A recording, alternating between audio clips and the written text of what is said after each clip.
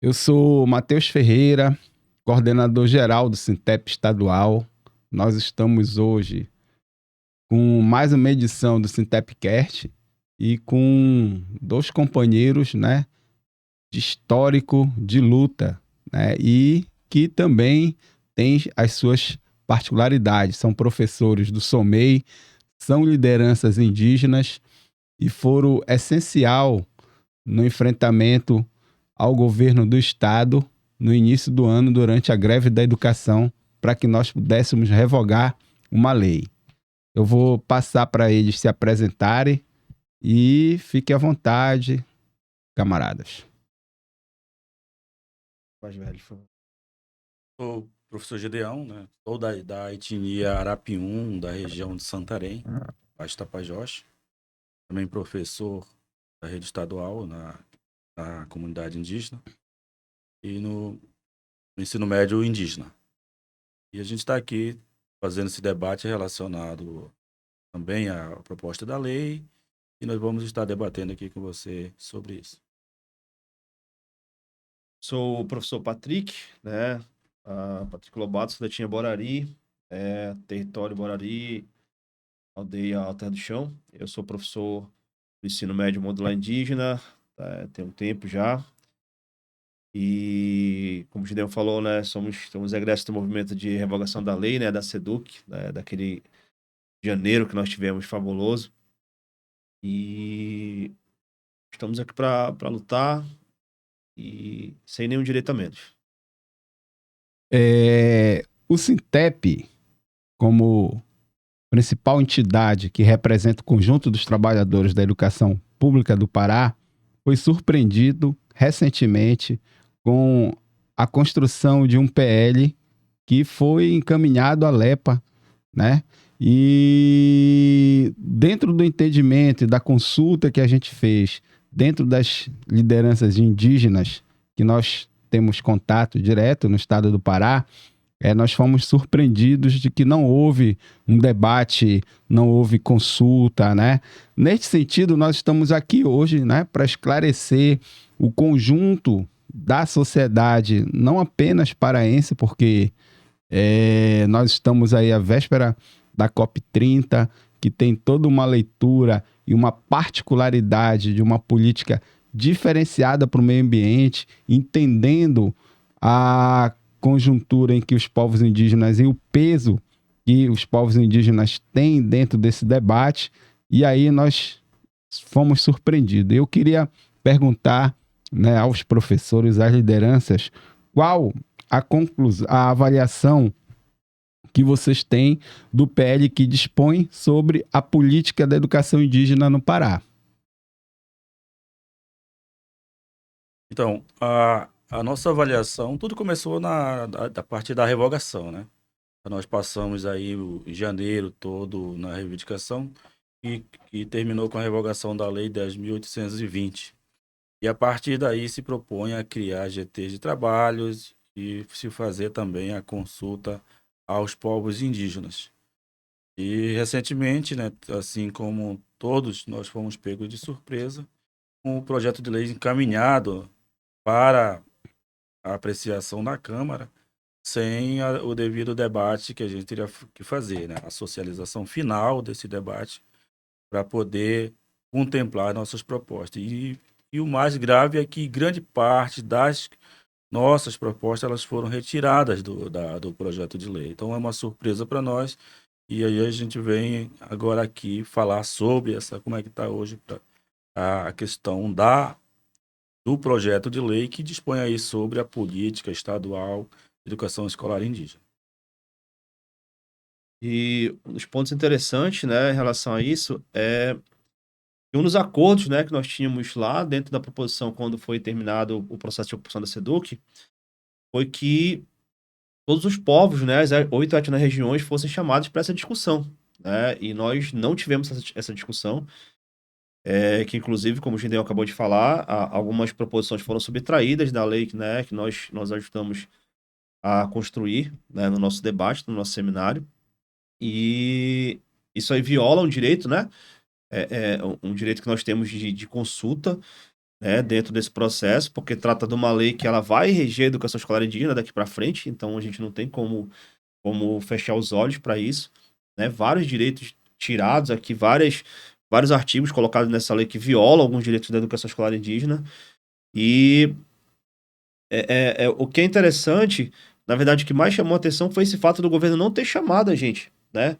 A gente foi pego de surpresa, né? Numa sexta-feira à noite, o governo anuncia, né, um projeto de lei onde a gente foi ter acesso ao texto já no final do dia, né? Quase já no sábado. Então, aí depois a gente foi ver as atrocidades. Então, é um negócio que é complicado, né? Pego de surpresa no sentido de que as proposições mesmo que a gente tinha feito de um debate que nós fizemos, de um seminário que nós fizemos de mais de 5 dias, né? 5 dias de debates intensos, né, Patrick? E a gente, quando vem, sai na lei e também nós não fomos chamados, no caso, né, para a apresentação dessa lei. Porque a proposta anterior a isso era que tivesse as consultas e no final tivesse uma socialização aqui em Belém para debater os ajustes e a aprovação. Só que aí o governo resolve atropelar, né? Ele pega as propostas, retira o que a gente coloca, o que beneficia a gente, a maioria das questões que beneficia os professores, a educação, a melhoria, gratificações, ele retira. Aí coloca uma proposta aí que a gente não sabe. E algumas regiões reclamaram também que não tem a proposta deles, também não foi levada em consideração. A gente não sabe, eles pegaram, fizeram uma síntese geral, mas retirando o que é que beneficia a gente, no caso. As nossas maiores proposições eles foram retiradas nesse contexto aí.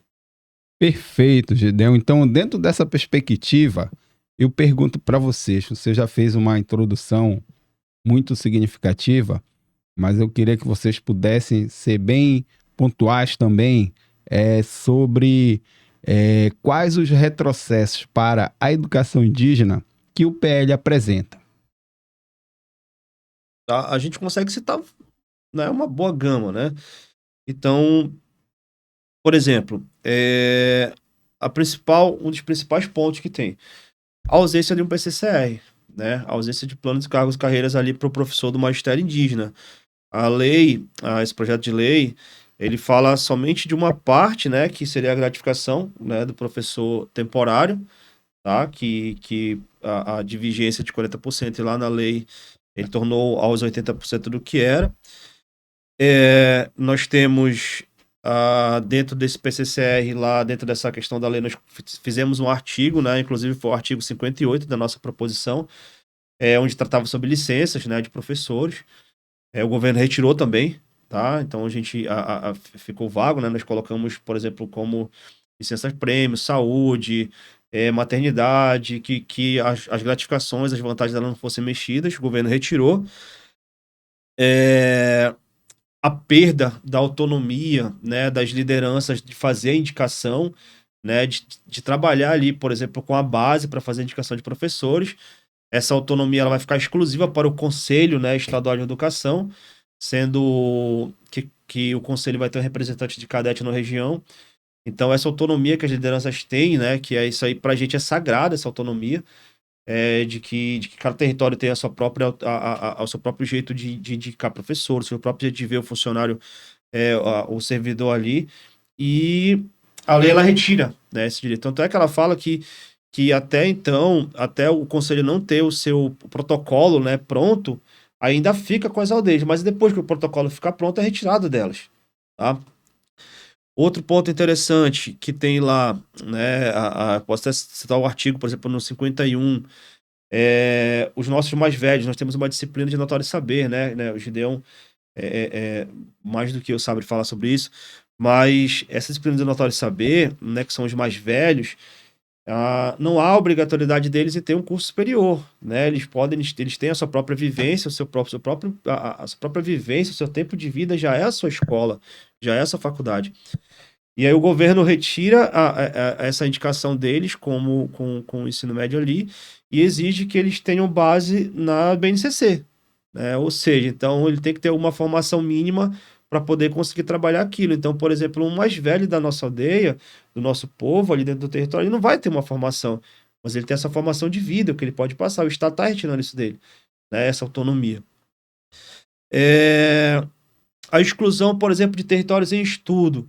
O Estado diz que a escola indígena ela só é considerada escola indígena se ela estiver em um território demarcado ou em processo de demarcação. Só que nós temos territórios em estudo que têm aldeias indígenas, que têm aldeias, que têm escola funcionando. Né? E como é que fica isso? Elas vão continuar ainda tendo aula ou não? Né? São questionamentos que são bem pertinentes. Por exemplo, nós colocamos na nossa lei, na nossa proposição de lei, que, em hipótese alguma, a educação escolar indígena vai ser atendida por EAD ou por mediação tecnológica, hipótese alguma. O governo retirou da proposição e colocou de novo isso na lei. Aí que, dependendo da escola, da comunidade, elas podem ser atendidas por outros dispositivos educacionais. O que eu entendo isso? Educação à distância, EAD, mediação tecnológica. E nós não, nós exigimos lá que fosse professor presencial, que o professor estivesse dentro de sala de aula. E por aí vai, né? A retirada de licenças, até, por exemplo, só para o Gideon dar continuidade, a revogação do dispositivo que nos garante na lei do SOME, né? Que isso aí é gravíssimo para a gente, né? Nós, professores do SOMEI, nós estamos na 7.806, que é a lei do SOME. Então, quando o governo revoga os dispositivos, o artigo 11 até o 15, ele nos retira da 7.806. Só que ele nos retirando da 7.806, automaticamente ele nos retira do regime jurídico único do Estado. Porque nós não temos o SOME no regime jurídico único, nós temos o SOME, né? Então aí a gente ficou à deriva, né? Como dizia minha velha avó, a Deus dará. Só por hora e momento, né, Gideon? Então, esse é um dos principais ataques é justamente ao SOME, né? SOMEI, e relacionado ao professor, porque tudo que refere-se à gratificação, a recurso, eles cortaram, né?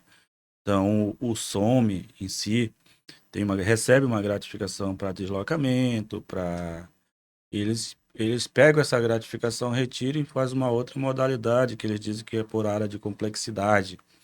Tipo assim, tu vai ter até um determinado local, tu ganha R$ 1.000 E nós mantivemos, né, na nossa lei, de manteve o que já vinha assim, ocorrendo, né? Porque a despesa ela é muito grande. O pessoal que vive fora, ele não entende essa dinâmica da Amazônia, que é o perto deles, não é o perto lá para nós, né? No sentido de que, é perto atravessar um rio, pegar a Bajara, ir numa comunidade, porque eles olham no mapa e tá lá, parece muito, muito próximo, né? Mas na realidade ele não sabe a despesa, o transtorno, a dificuldade que é para esse professor trabalhar. Além do mais que nós, enquanto professores, a gente paga a maior parte das despesas. Paga despesa, paga com material escolar, paga com a própria estrutura da escola, que às vezes nós que temos que fazer. Então essa parte eles acabam retirando, porque eles veem essa atividade SOMEI como despesa, né? Ele não vê como uma política pública estadual necessária, que tem dado oportunidade para milhares de estudantes, né? Se você for ver, muitos estudantes ribeirinhos conseguiram chegar à universidade, aos estudos que não tinham. Muitos indígenas começaram com essa modalidade de ensino.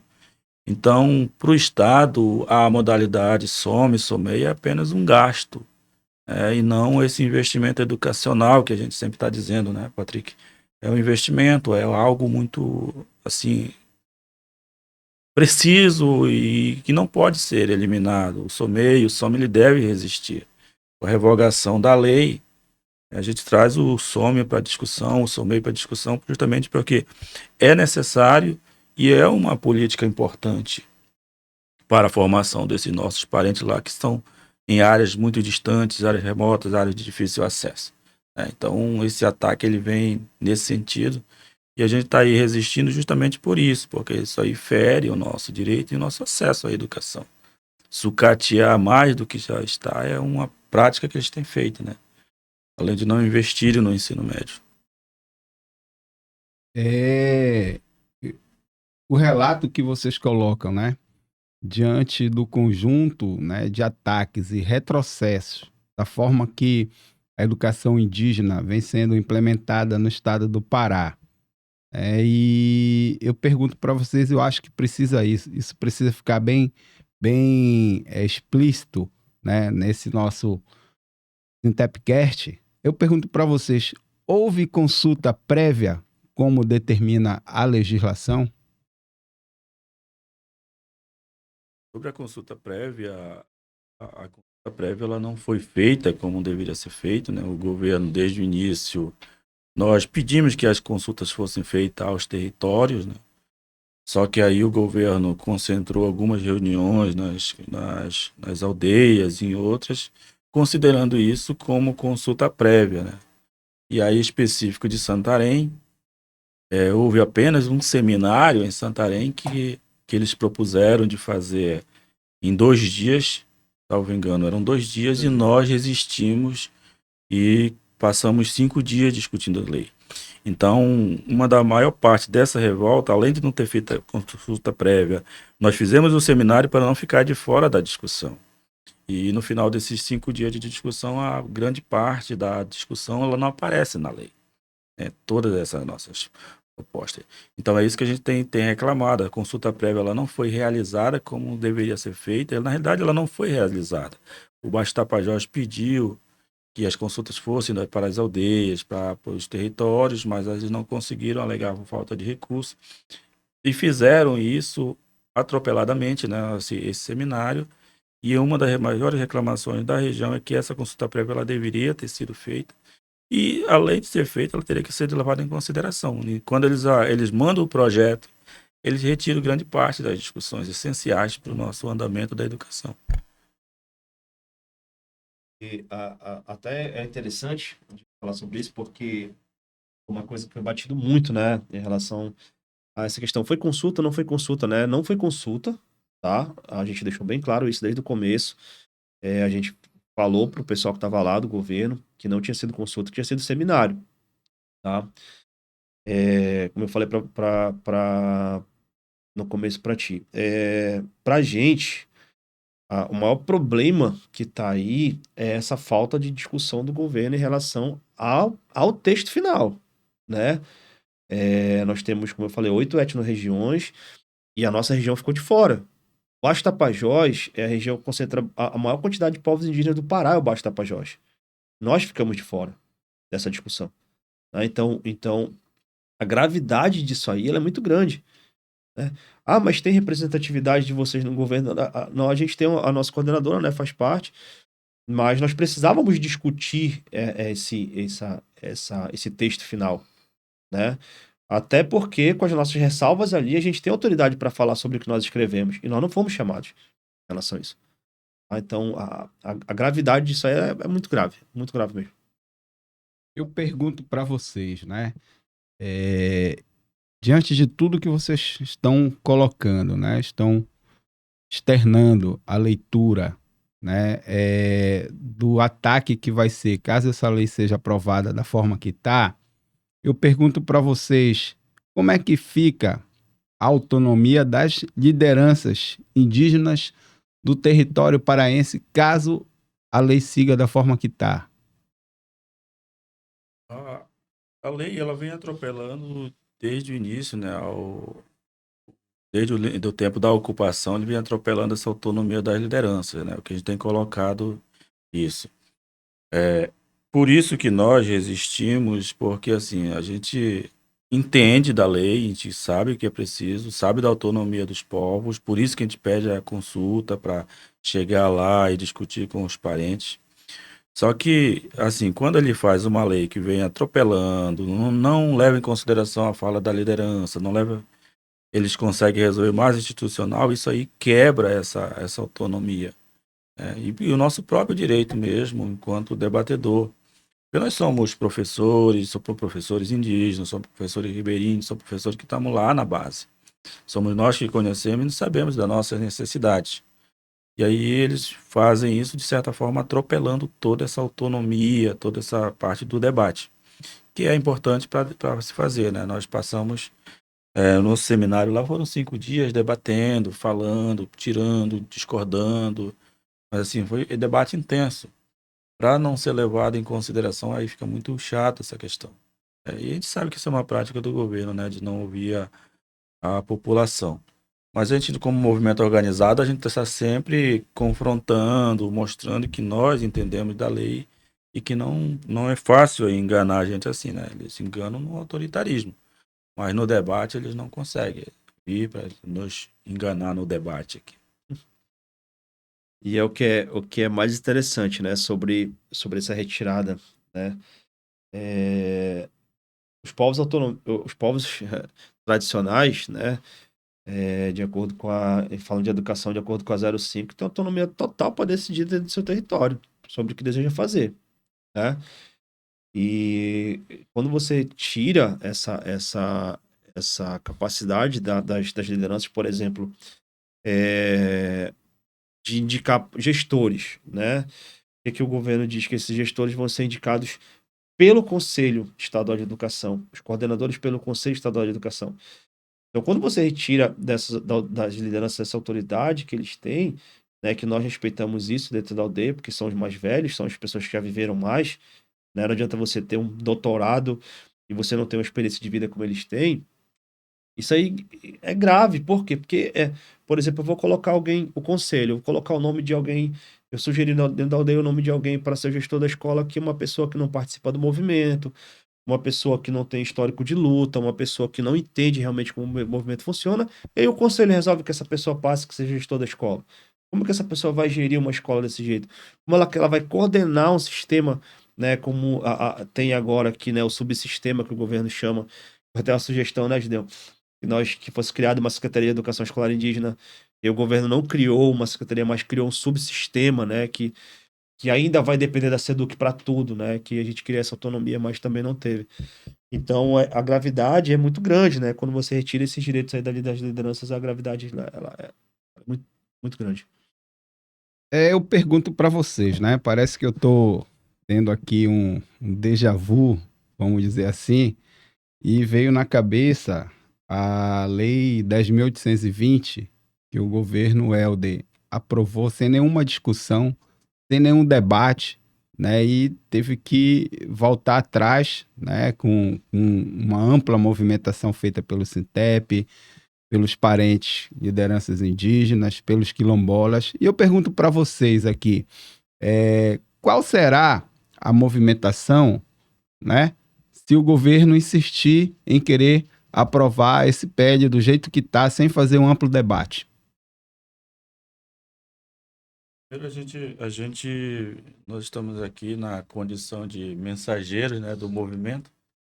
Nós fomos designados para vir ter uma conversa na Câmara Estadual para conversar com o Chicão, né, para passar o recado do movimento indígena Baixo Tapajós, pedir para que ele suspenda esse trâmite agora, né, por esse momento, até uma reavaliação da proposta que está aqui posto nesta lei, ao qual nós vamos reajustar ela e ver o que eles tiraram, ver o que pode voltar. A partir daí, a gente pensar se ela vai ou não para aprovação. Só que do ponto de vista mais radical, né, que você está assim, falando da ocupação, daquela coisa, vai depender muito desse debate agora.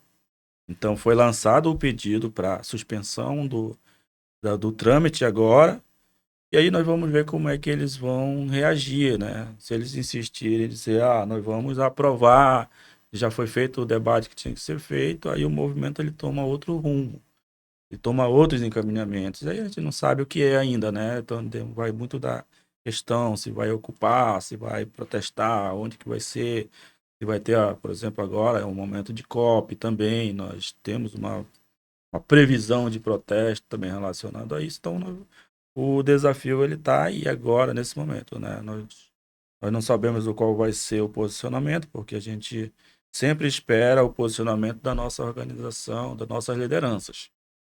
A hora que a liderança disse, olha, então se vai ter todas essas perdas, nós precisamos fazer um ato mais radical, ocupar, ou sei o que for, aí a gente entra e vem junto, traz as lideranças. E a gente não sabe se vem para Belém ou se vai ser em Santarém. Então, mais ou menos nesse rumo aí. Tô falando agora sobre esse processo da ocupação, né, Matheus? E só vem na minha cabeça, o começo dessa movimentação, né? Como foi que surgiu toda essa movimentação para a ocupação da SEDUC em janeiro. A 10.820, ela tá fazendo a mesma coisa que essa lei tá fazendo com a gente, né? Deixando a gente sem norte, de novo, né? Ela, ela extinguiu o SOME, né? Então, quando nós tivemos acesso a essa PL, que na verdade não era mais uma. Nós tivemos acesso ainda quando era PL, mas foi para a Câmara, foi votado, foi aprovado. Nós fomos ler e aí nós descobrimos: ei, cadê a gente aqui? Cadê nós? Cadê a educação escolar indígena dentro da 10.820? E aí foi que nós fizemos uma reunião, né, Gedeu? Os professores, nós fizemos uma reunião com os professores, e dali partiu os encaminhamentos e deu no que deu. E eu acho que. Eu não sei se o governo esqueceu, se a mente é curta, eu não sei.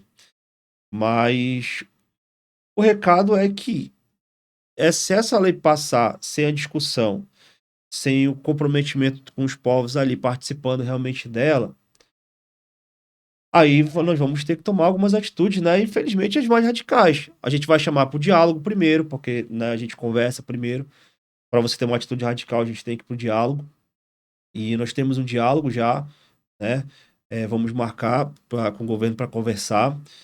E aí, se não houver o diálogo, infelizmente, né, a gente vai ter que partir ali para algumas ações mais enérgicas, né? Não vou falar radical, porque radical fica meio estranho, mas atitudes mais enérgicas do movimento em relação a isso.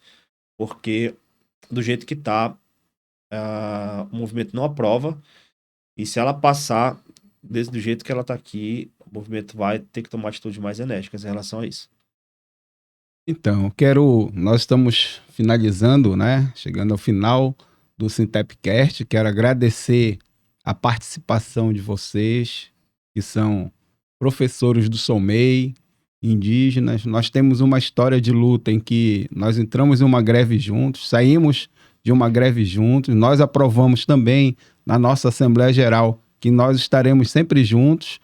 Então, o Sintep não vai abrir mão, né, de ter a exclusão do SOMEI dentro de uma política mais ampla educacional, porque isso, dentro do nosso ponto de vista, ataca e retira uma conquista histórica de luta, né? E pelo que a gente está vendo, eu acho que é importante, né, deixar uma mensagem para que o governo Helder reflita, para que o presidente Chicão reflita, né?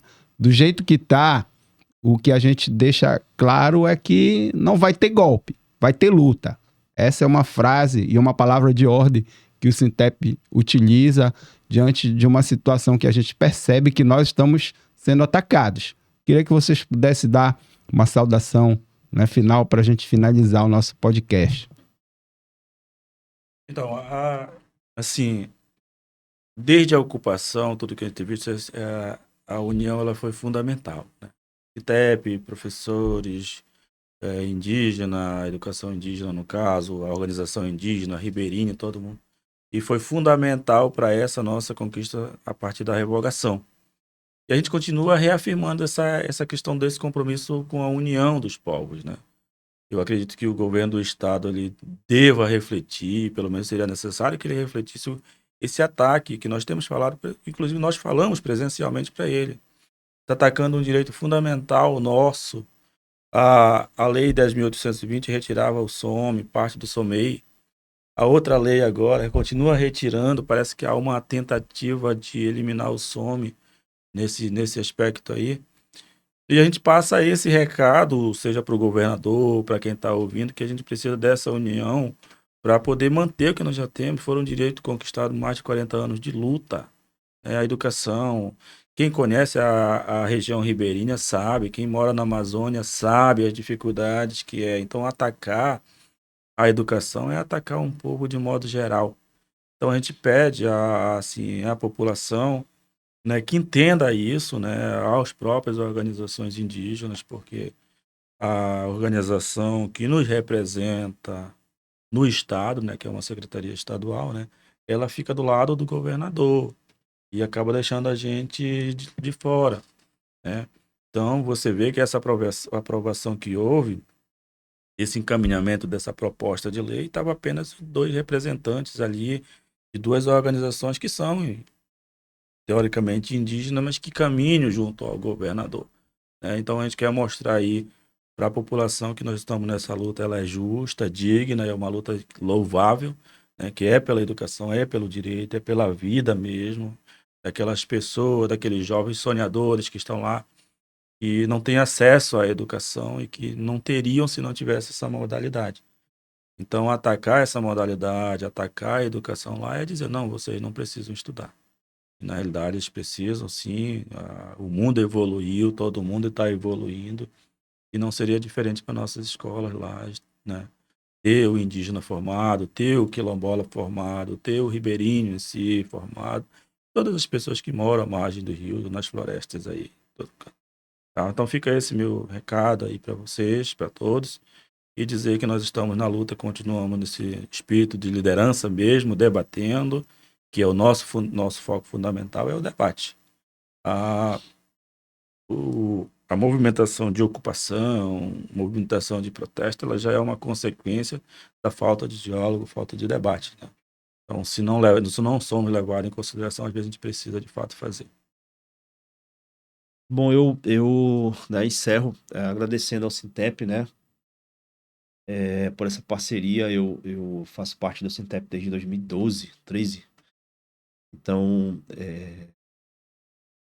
essa parceria de luta, eu acho que ela é fundamental, principalmente para a gente como movimento, tá?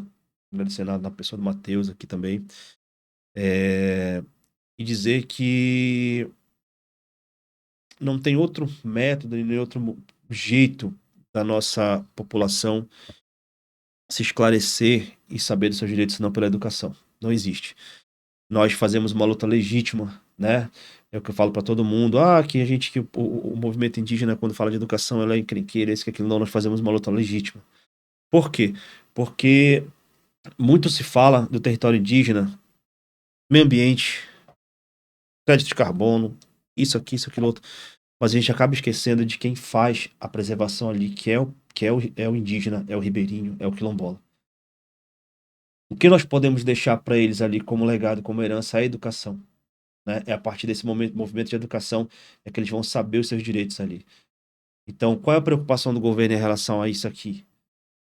É deixar que cada vez mais eles tenham menos entendimento, né? Que eles entendam menos das coisas, e nós não queremos isso. Né? Então, essa nossa luta, ela é uma luta legítima, tá? Nós vamos lutar, né? Professores, né, repetindo ali o movimento da ocupação da SEDUC, que foi desde os professores readaptados até quilombolas, ribeirinhos, os professores do ensino regular, educação especial, EJA, todo mundo foi ali porque tinha um propósito. E eu falo para vocês, torno a repetir, esse propósito vai ter que se manter até o final, porque o governo vai nos atacar novamente, tá?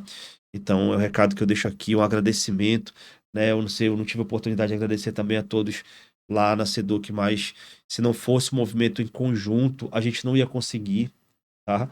Eu até falo que nós vinhamos para passar 2 dias, né, Gideon? 2 dias de ocupação e passamos 32 dias de ocupação. Então, até agora na minha viagem, a minha mãe até falou assim, não vai levar roupa para te ficar para lá de uma vez? Eu disse, não, mãe, eu vou lá e volto. Né? Ela já se preocupou, porque da última vez também eu vim e voltava. Então é isso, Matheus. Obrigado pelo espaço, né? Obrigado ao Centapcast, né, pelo espaço. E dizer que nós estamos aí para a luta, né? Podem contar com a gente. É distante, né? Parece que nós estamos tão longe, mas nós estamos bem perto quando fala de luta. É o que eu falo, a gente só precisa de uma mensagem, né, Gideão? E dizer assim, bora, que a gente tá dentro. Bom, valeu, obrigado. E obrigado a todos. Então é isso. Estamos chegando mais um fim do Sintepcast, deixando o nosso recado, a nossa mensagem ao governo Helder, ao Alepa, na pessoa do seu presidente Chicão, e dizer que a gente está aberto. Nós queremos, sim, construir aquilo que interessa para a sociedade no geral, que é uma educação justa. Muito obrigado pela presença de vocês. Estaremos sempre juntos dentro dessa luta. E não tem outro jeito, é sempre seguir lutando, porque os ataques estão sempre em evidência quando se diz ou quando se trata de educação. Muito obrigado e parabéns a todos nós. Eu. Meu Deus.